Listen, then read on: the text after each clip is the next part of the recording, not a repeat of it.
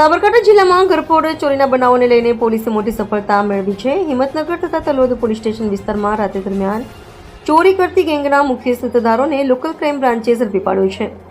ટેકનિકલના surveillance અને સીસીટીવીના આધારે તપાસ દરમિયાન પોલીસે મોતીપુરા બાયપાસ રોડ પરથી 2 આરોપીઓને ઝડપી પડ્યા હતા। આરોપીઓ પાસેથી ચાંદીના દાગીના સહિત કુલ અંદાજે ₹6,72,000થી વધુનો મુદ્દામાલ જપ્ત કરવામાં આવ્યો છે। પોલીસ પૂછપરછ દરમિયાન આરોપીઓએ હિંમતનગર અને તલોદ વિસ્તારમાં થયેલી 3 ઘરફોડ ચોરીની કબૂલાત આપી છે।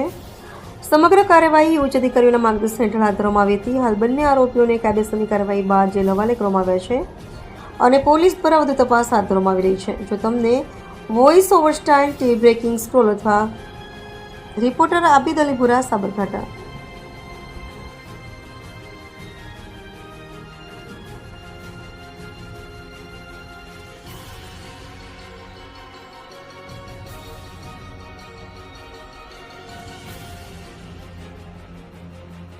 જે ઘરફોડ ચોરીના બનાવ બની રહેલા હતા તે અનુસંધાને એલસીબીની ટીમને આ બનાવો જેના દ્વારા આચરવામાં આવી રહ્યા હતા તે લોકોને શોધી અને લીગલ એક્શન્સ લેવા માટે સૂચના કરવામાં આવેલી હતી, જેના આધારે તેમના દ્વારા 2 આરોપીઓ છે આનંદ અને નીતિન, તેઓની અટકાયત કરવામાં આવી છે અને તેઓની પૂછપરછમાં આપણા સાબરકાંઠા જિલ્લાની ટોટલ 3 ઘરફોડ ચોરીઓની તેઓએ કબૂલાત આપેલ છે, જેમાં 2 ઘરફોડ ચોરી હિંમતનગર ટાઉનની અંદર A ડિવિઝન પોસ્ટ વિસ્તારની અંદર થયેલી છે અને એક જે છે એ તલોદની અંદર થયેલી છે।